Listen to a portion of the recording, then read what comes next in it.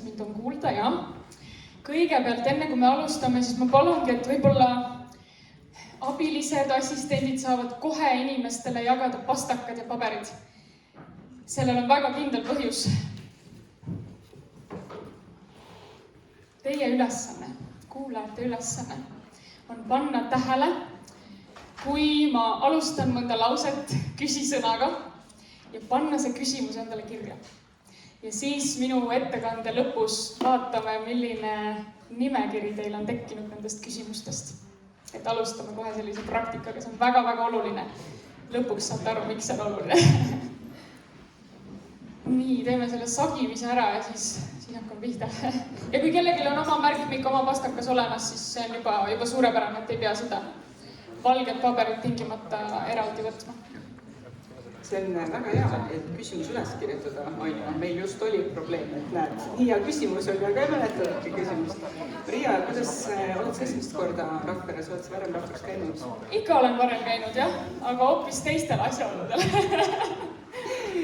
Jah, kahjuks päris kevadkonverentsi nime vist õues ei vääri, aga sellegi poolest.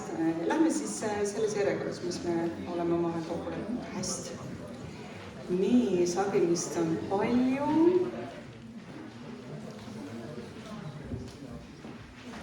Nii, tundub, et oleme vist jõudnud sagimisega ühele poole. Aga kas võtame kõigepealt siis tunnete ja mõtete juhtimise teemad? Et Marial, ma tean, et on täna selline plaan, et rääkida meile natukene teooriast, natukene sellest, kuidas seda kõike ära tunda ja siis anda meile ka kaasa need tööriistad. Nii et mis värk nende tunnete ja mõtete juhtimisega on, siis see on üks keerulisemaid juhtimisteemasid.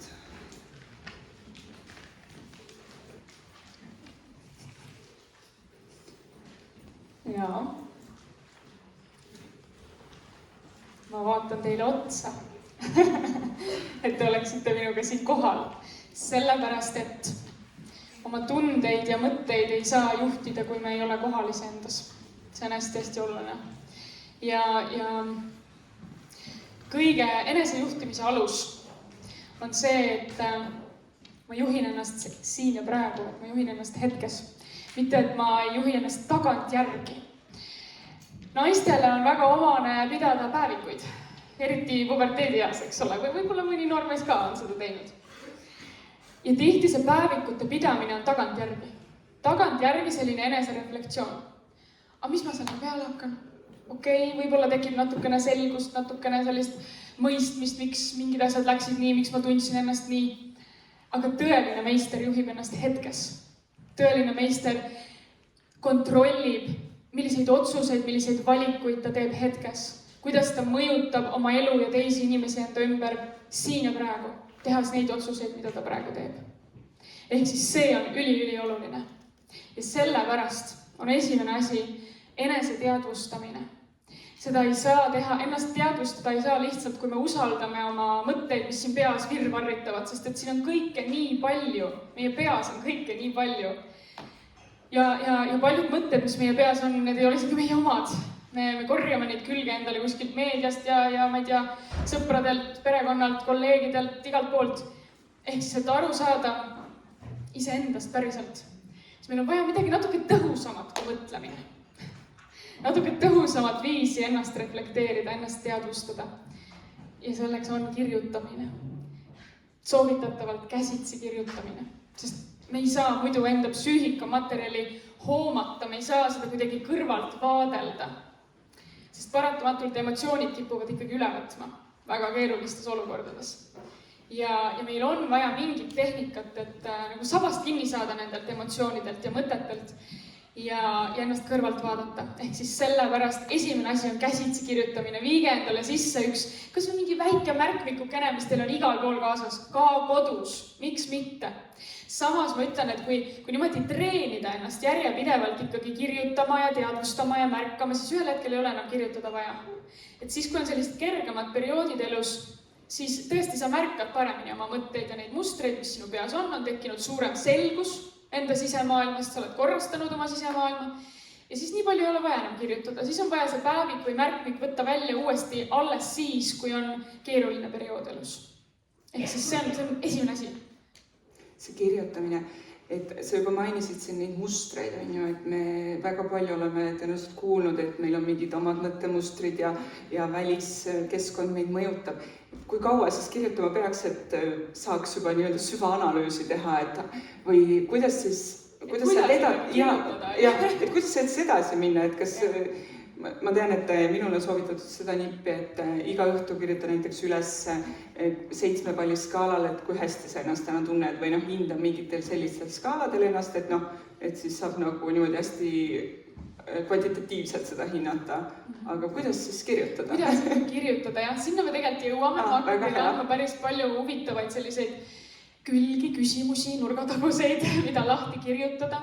Aga kõige tavalisem on ikkagi see, et sa lihtsalt märkad oma mõtteid ja tundeid, eriti neid, mis on kuidagi häirivad, ärritavad, negatiivsed ja paned kas või mõned märksõnad kirja. Et see hetk, et sa võtad 30 sekundit, paned kirja ära, sa oled korraks iseendaga rohkem ühenduses, sul hakkab tekkima endaga tugevam suhe. Sa hakkad teadvustama, mis minus ikkagi päriselt toimub. Sellepärast, et me oleme inimestena päris tugevalt üles ehitatud automatismidele. Meil on mingid harjumused, mingisugused automaatsed mõttemustrid, isegi see, kuidas ma olen harjunud istuma, on automaatika, me oleme nagu robotid mõnes mõttes. Ja kui me tahame ennast teadlikult juhtida ja saavutada ka selliseid tulemusi, mis mind teevad tõeliselt õnnelikuks, et rool on minu käes, mitte et ma istun kuskil takso taga istmel ja see auto lihtsalt viib mind kuhugi, kuhu ma ei tea, et see läheb, eks ole. Kui ma tahan rooli enda käes hoida, siis ma pean saama teadlikuks oma automatismidest. Kuidas ma olen harjunud reageerima, kas ma ründan, kas ma lähen kaitsesse, kas ma põgenen ära, eks ju, kuidas ma olen harjunud suhtlema ja nii edasi. Et see kirjutamine, kas või hetkeks peatumine, ma panen kirja, mis mind praegu ärritas, mida ma praegu selles olukorras tunnen, miks ma kahtlen, miks ma hirmu tunnen. Et selleks ei pea olema psühholoog. Lihtsalt sellist endaga kontakti harjutamist ja see juba aitab nii palju esimesi samme teha. Kõlab hästi. Nii et ma saan aru, et nüüd tulevad siis mingid küsimused või kuidas me jõuame sinna nippideni? Me jõuame. Kas mõtete ja tunnete juhtimisel, alustavale mõtete ja tunnete juhtimise praktikule siis ongi soovitus see, et kirjapulk oleks alati kaasas aga kas on ka oluline, et saaks nii-öelda et sa saad ikkagi tagasi ka vaadata, et see ei tohi olla suvaline paber, mis ära kaob. Jah, kindlasti, sest et sul ikkagi peaks hakkama tekkima mingi selgus oma, kuidas öelda, tendentsidest, et kuhu sa kaldud või millised mustrid sind üle võtavad kõige rohkem.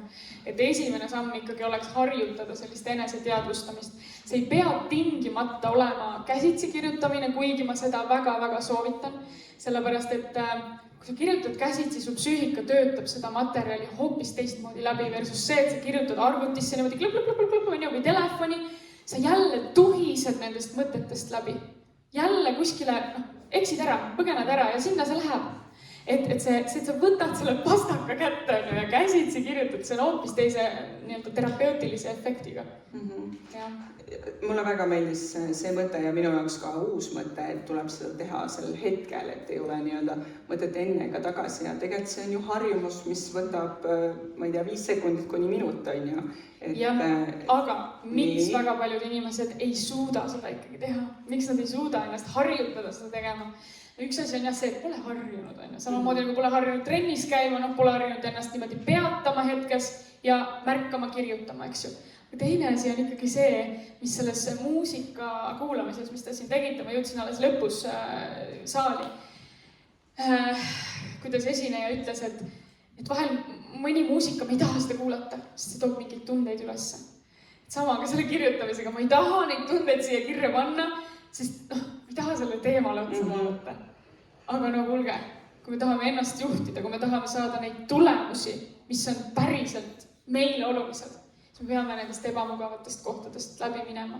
Ja mina iseennast ja oma kliente olen lohutanud sellega, et see oled ju lihtsalt sina ise.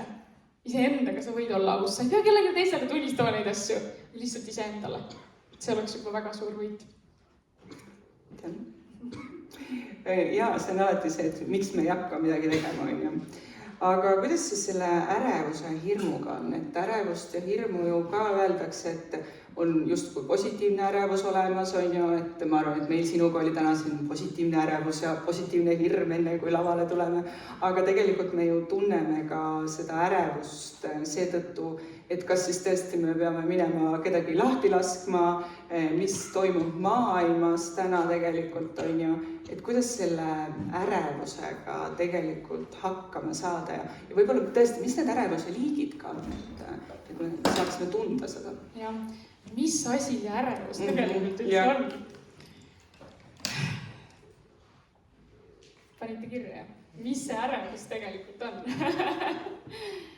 Et ärevus on normaalne tunne. Kui meil on mingisugune tundmatu olukord, siis me kogeme ärevust, sellepärast et me reageerime ohule. Tundmatus tundub meil ohtlik. Ehk siis ajus on normaalne mehhanism reageerida ohule.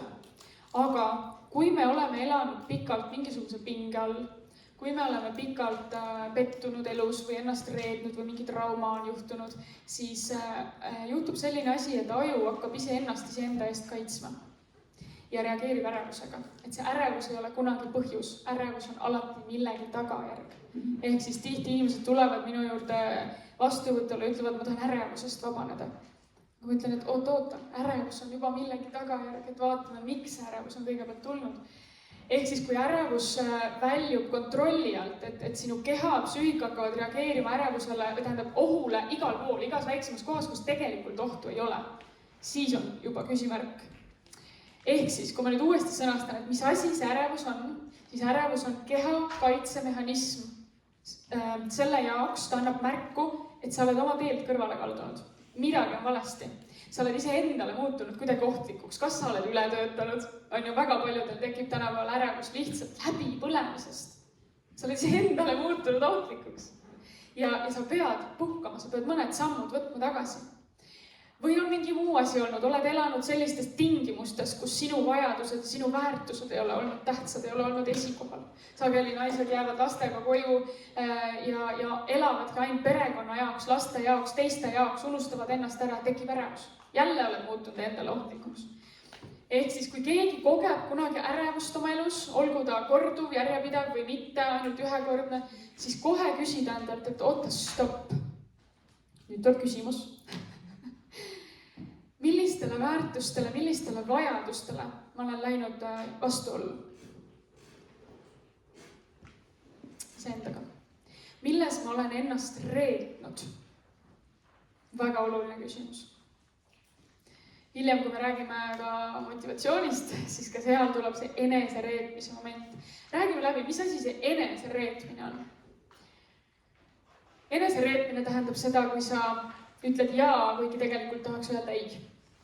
Kui sa ei väljenda ära oma tõde, oma vajadusi, oma väärtuseid. Kui sa kritiseerid ennast. Kui sa ei täida endale antud lubadusi. Enne oli sellest natuke juttu. Kui sa järjepidevalt ennast unarusse jätad. Homsest ma lähen trenni, jälle ei lähe. Ma luban, et ma lõpetan selle kooli ära. Ma teen autojuhiload ära ja 10 aastaid juba niimoodi. Või mis iganes, need taanduvad väga väikestele asjadele lõpuks, aga võivad olla ka väga suured asjad. Ja kui neid koguneb meie elus, kuhjub, siis lõpuks inimene tunneb, et ta ei ole midagi väärt, ta ei usu enam endasse, motivatsiooni pole, ärevus tekib ja nii edasi. Ehk siis see enesereetmine on ülioluline koht. Esimene praktika tuleb siit tegelikult juba 3. vist. Või ma ei mäleta enam mitte. Aga ülioluline, mida ma soovitan inimestel teha, kes on natuke sellises madalamas punktis oma elus või kes tunnevad sellist suurenenud ärevust, motivatsioonilangust, emotsioonid hüppavad ja nii edasi, ei ole endaga kontaktis, tahaks endast selgust saada. Väga oluline harjutus, 7 päeva järjest, pidage päevikut, pange kirja kõik momendid, kus sa ennast reedad. Terve päeva vältel. Jälle läksin endaga konflikti, panen kirja. Siin läksin endaga konflikti, siin ei pidanud endale antud lubadust, siin ütlesin jaa, kuigi oleks tahtnud öelda ei, panen kirja. Ei hoidnud oma piire, ei väljendanud oma väärtusi, vajadusi, panen kirja. Mida see harjutus teeb? See aitab sul kõigepealt märgata ja peatuda, kui sa lähed endaga vastuollu. Sest muidu automatismide põhjal sa paned täpselt sama moodi edasi. ja mitte mingit muutust ei tule. Sa võid võib-olla 2-3 korda ära märgata, kui sa ennast reedad. Sellest pole abi. Sul on vaja automatismist välja tulla. Ainult siis sa saad teha muutuse. Kui sa märkad, mis on need mustrilised kohad, kus sa enda konflikti lähed. Muidu ei saa muutust tulla. Mainisite hästi mitu korda väärtused. Et ma arvan, et meid vist ei teadvusta liiga tihti oma väärtusi, küll aga me tunneme ära selle hetke, kus me läheme vastuollu. Kas selline enda väärtuste kaardistamine võiks ka olla üks nendest nippidest, trikkidest, mis aitab meil tegelikult ennetada seda ärevust, seda hirmu ja hoida ennast seal joonel? Absoluutselt. Ja kui sa oled ärevuse päeviku nüüd ära pidanud, siis järgmine samm, mida sa saad teha, et sa vaatad seda nimekirja enda ees ja selle nimekirja alusel küsid endalt, et mis on minu jaoks praegu elus tähtis. Siis sa saad hakata neid väärtuseid leidma, sest väga paljudel inimestel oma elus on see konflikt, et nad ei ole harjunud enda vajadusi ja väärtusi esikohale seadma. See ei pea olema isegi esikohale. See võiks olla kas või samale pulgale oma lähedastega. See ei pea olema nendest kõrgemale, eks ju, see võib olla võrdne. Et nad ei ole harjunud oma vajadusi ja väärtusi teadvustama ja see on üliraske neile. No mida ma väärtustan, mida ma väärtustan ja elu väärtustan, ei oskagi rohkem mingeid sõnu sinna taha panna. Aga kui sa nüüd leiad need konfliktsed olukorrad ülesse, siis selle pinnalt sa saad oma väärtusi väga-väga hõlpsasti kaardistada. Absoluutselt, see on nii oluline motivatsiooni hoidmiseks, tõstmiseks, enesetunde parandamiseks, kõige tasakaalustamiseks. Kas ärevus ja hirm, sa ütlesid, et ärevus on millegi tagajärg, et kas ta vastupidi, ärevuse taga on midagi. Jah, et ärevuse taga on midagi, kas ärevuse taga võibki siis olla ka hirm? Või et kuidas see, ilmselgelt meil siin oleme ettevõtlikud, on ju, meil on vahel hirm või ärevus, kas võtta see projekt vastu või mitte, kas teha nii või naa, on ju, et kas need hirm ja ärevus, kuidas nad omavahel kas neil on oluline vahet teha või? On ja ei ole. Selles mõttes, et hirm sageli käivitab ärevuse. Aga hirmu all on ju veel omakorda midagi. Et mingi hirm tegelikult annab märku sellest, et on mingisugune valuallikas, millega ma ei taha kohtuda. Kas ma kardan läbi kukkuda? See põhjustab valu, see põhjustab emotsionaalset valu. Kas ma kardan, et ma jään lolliks näiteks või et mul ei ole piisavaid oskusi või ma ei tea, et suhted purunevad, kui ma võtan mingi projekti vastu või ei võta vastu, on ju. Et alati mingi valuga kohtumise hirm on meil. Ehk siis sellest oleks vaja teadlikuks saada, et mis valu ma väldin? Mida ma väldin? Mida ma väldin? See on päris hea. Ma ei kirjuta, aga ma mõtlen vastuseid küsimustele. Ja neid küsimusi endalt ikkagi küsida siis nendes hetkedes, kui on mingisugune konflikt enda sees. Siis tuleb vastus, kui sa niisama päikselisel päeval küsid endalt, mida ma väldin, siis ei ole midagi, ikkagi kontekstis.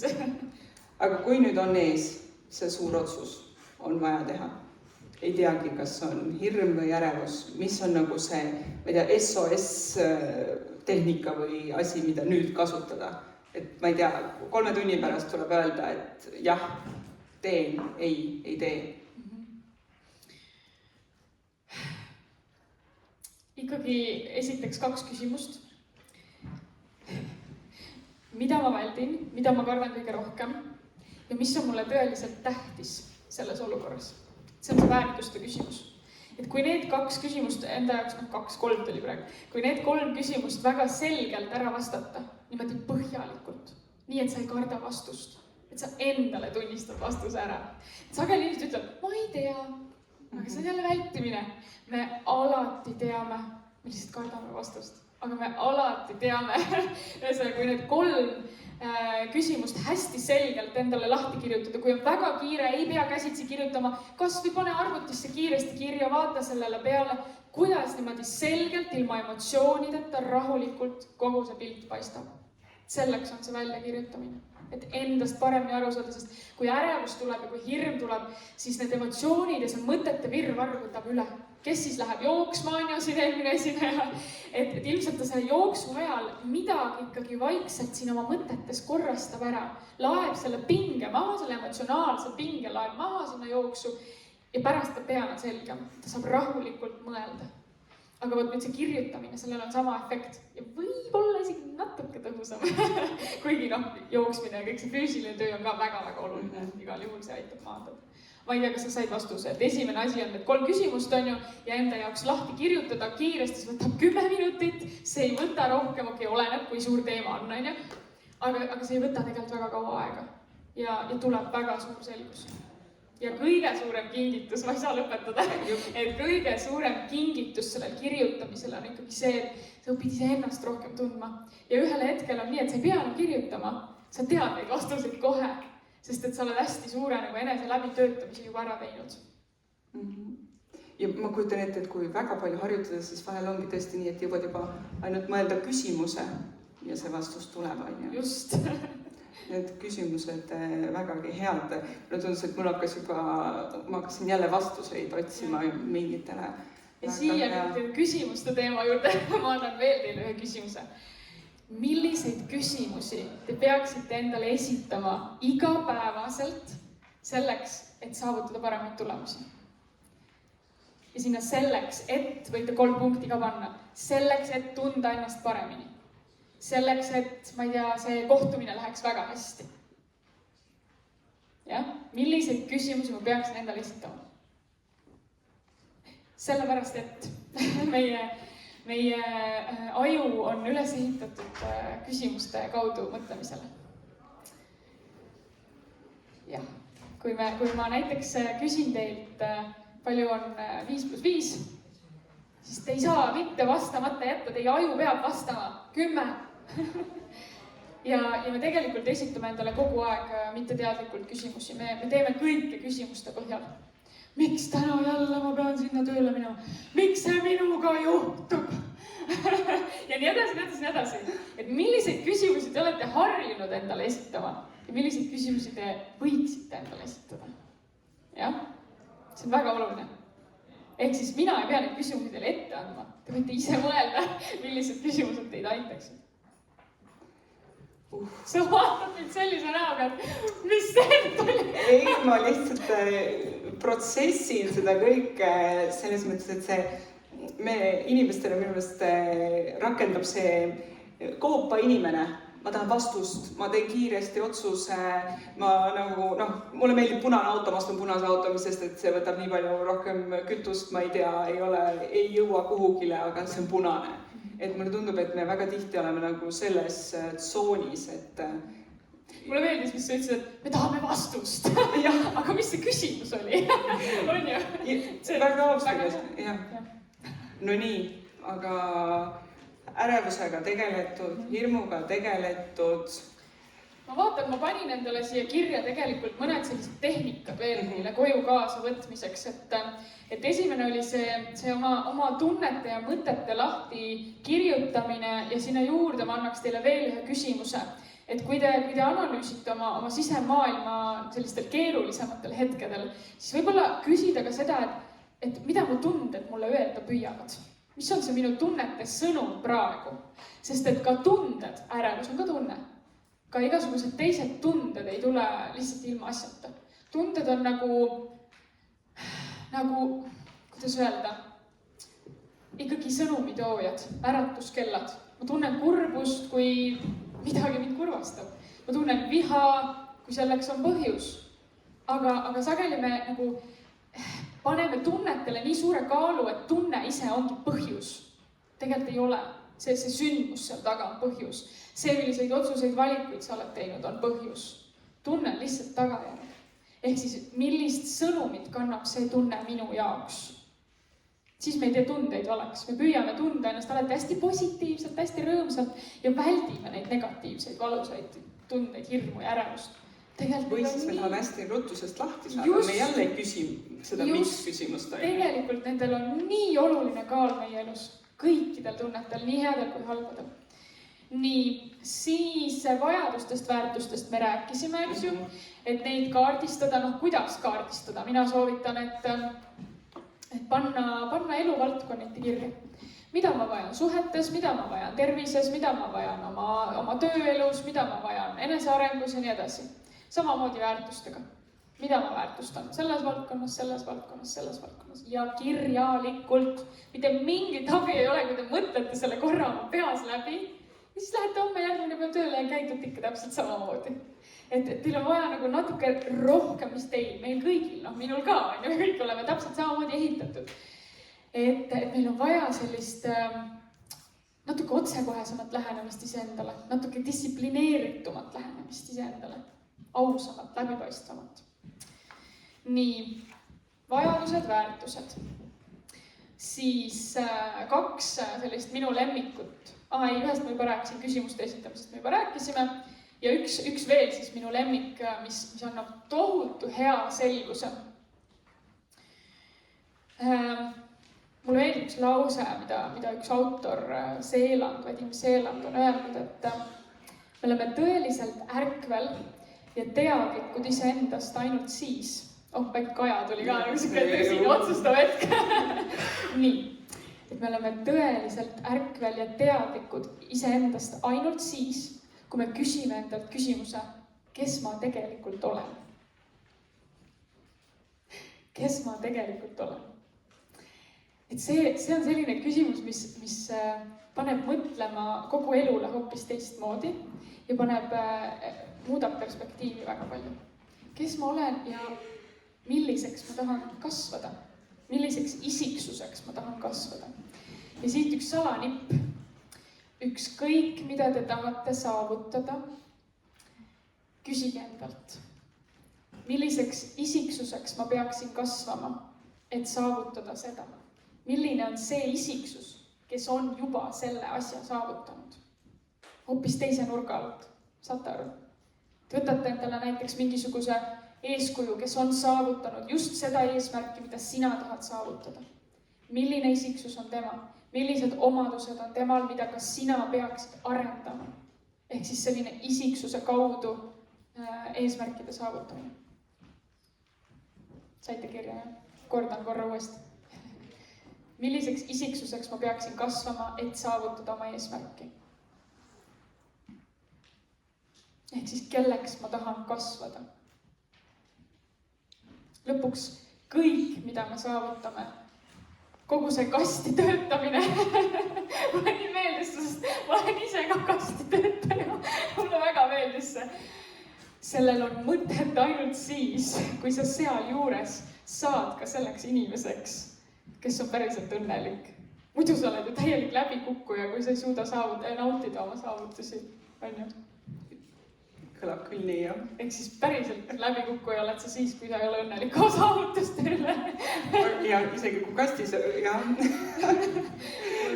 Ehk siis see küsimus samamoodi endale sügavalt lahti mõtestada, milliseks meheks ma tahan kasvada, milliseks naiseks ma tahan kasvada, milliseks emaks ma tahan kasvada, milliseks isaks, milliseks partneriks, milliseks kolleegiks, milliseks juhiks ma tahan kasvada. Kes on sellist asja veel mõelnud, andke käega märku korra? Väga hea, mõelnud olete, aga kes on kirjutanud sellist asja lahti? Wow. Mõned käed tulid, jee!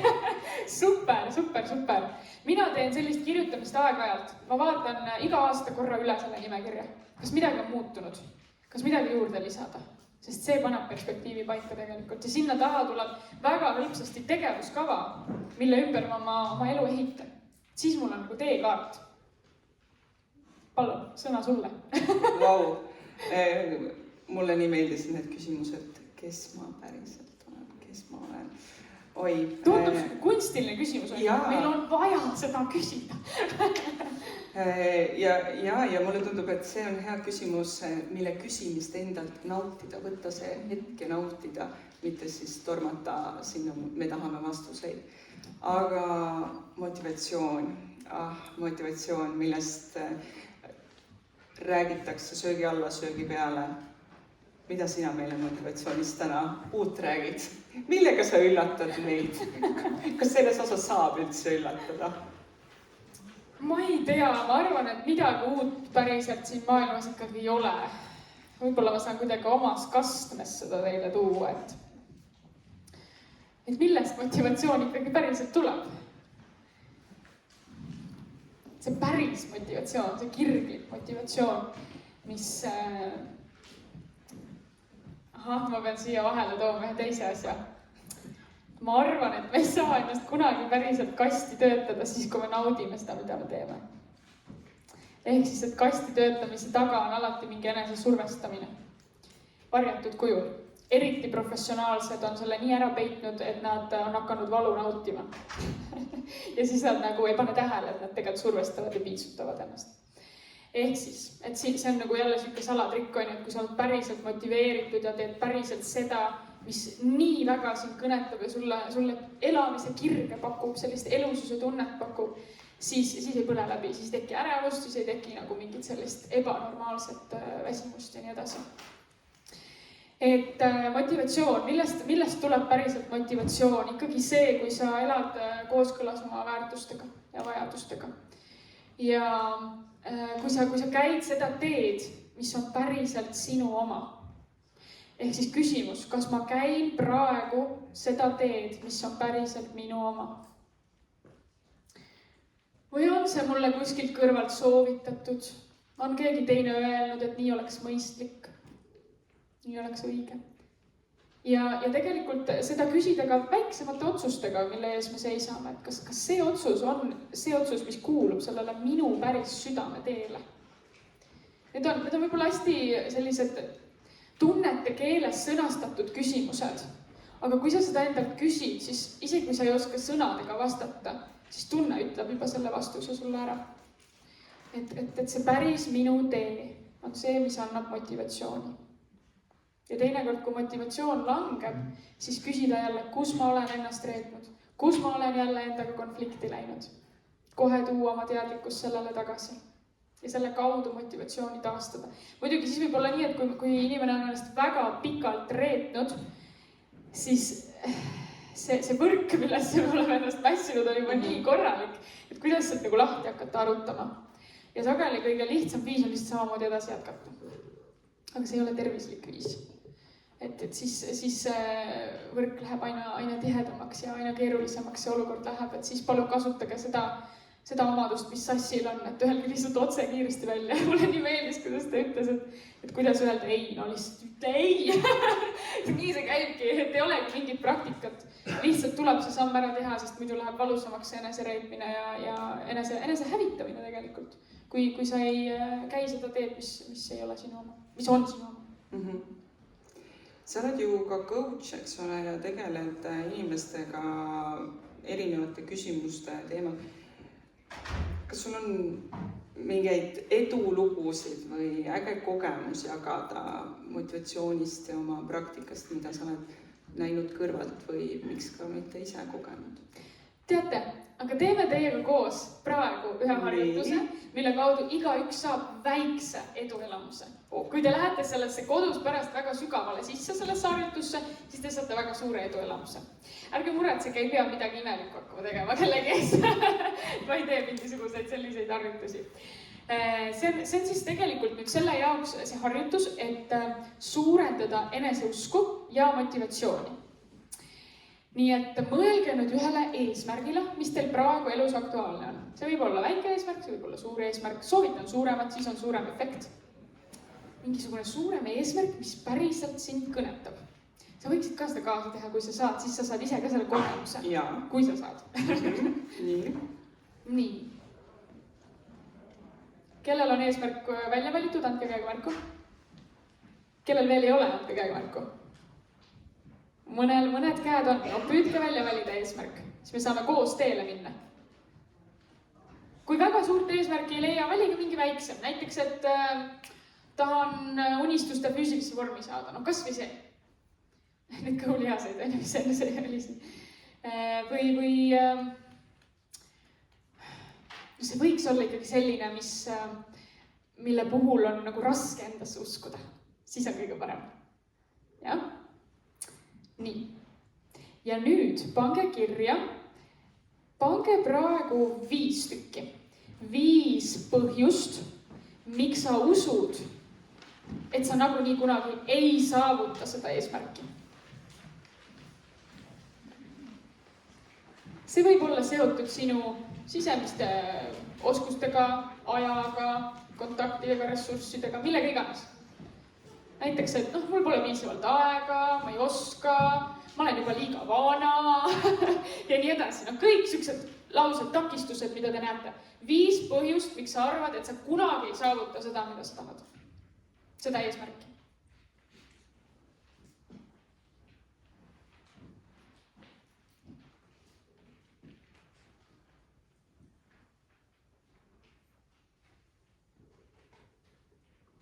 Ära mõtle liiga palju, vaid lihtsalt see, mis tuleb.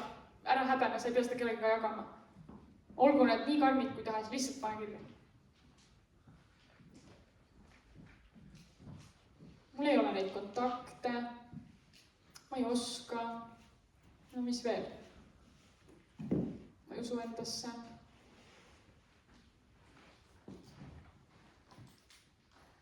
Ma ei oska mingit keelt võib-olla. Mis need takistused on? Sisemised ja välimised takistused, miks sa usud, et sa ei saavuta seda eesmärki.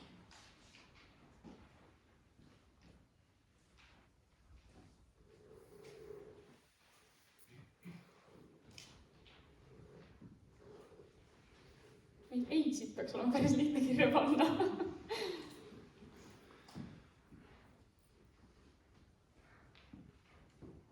Nii. Kes, andke käega märku, kes veel ei-sid kirja paneb?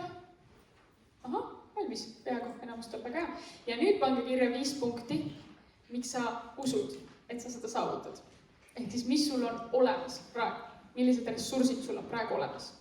Sisemised ja välimised.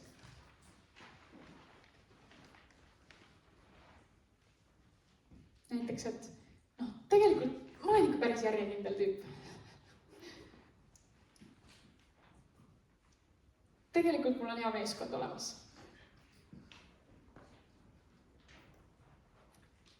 Ma lihtsalt tahan seda nii väga, et ma saavutan selle. See võib ka olla.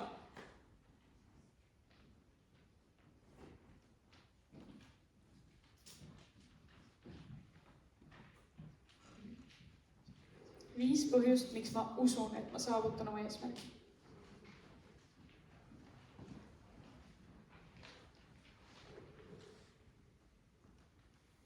Sul on valmis.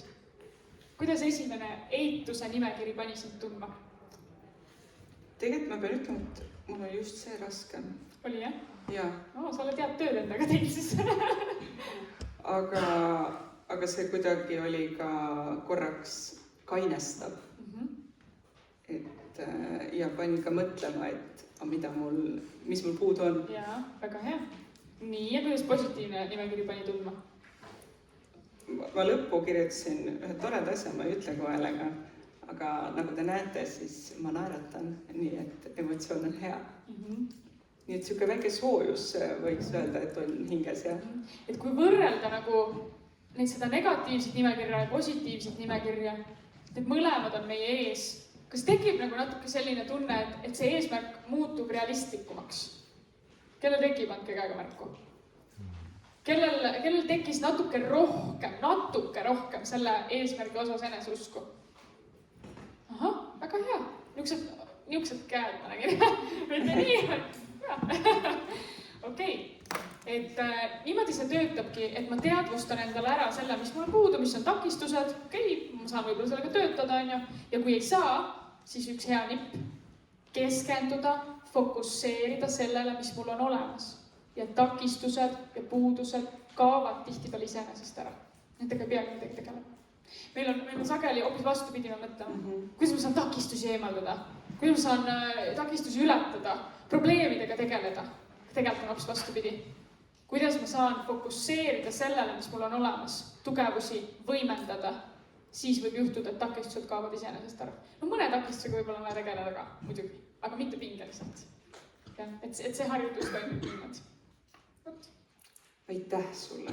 Aitäh. No, super, aitäh.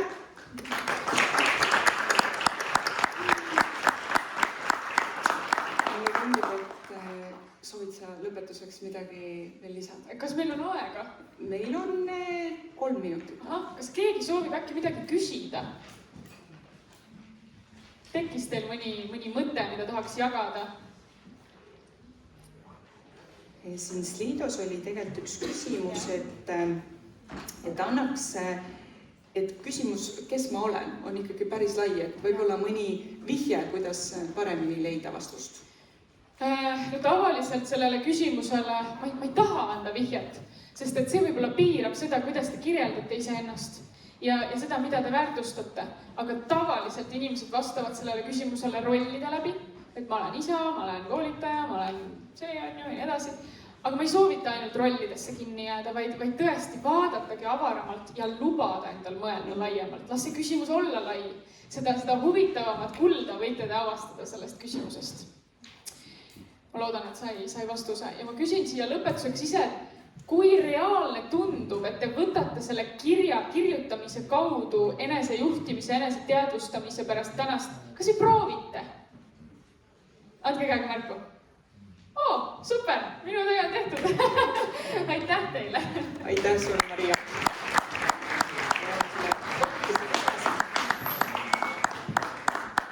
Ja sisu on sama, mis Aleksandril ma võin etteruttavalt sulle öelda, saad ka oma loo üles kirjutada. Aga head